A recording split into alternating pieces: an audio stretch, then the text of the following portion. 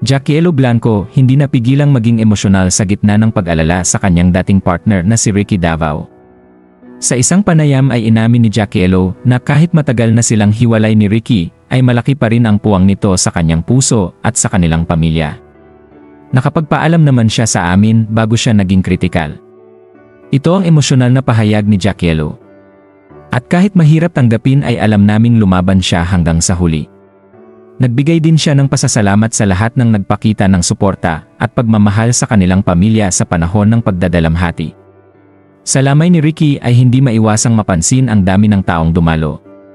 Mga kaibigan, kapamilya at kasamahan sa industriya. Ayon sa isang kaibigan ay sa mga panahong walang-wala kami, siya ang isa sa unang sumasalo. Isa sa mga napansin ng lahat ay ang pagiging hands-on ni Jackielo sa lahat ng detalye ng burol. Mula sa pagsalubong sa mga dumadalaw na kaibigan sa showbiz at non-showbiz, hanggang sa pakikipag-usap sa media na dumagsa rin upang magbigay ng respeto sa namayapang aktor.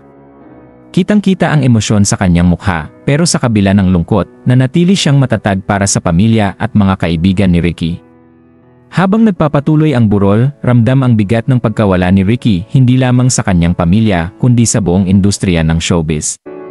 Para kay Jackielo, bagamat masakit, pipiliin niyang alalahanin ang mga magagandang alaala at ang kabutihang naipamana ni Ricky sa lahat.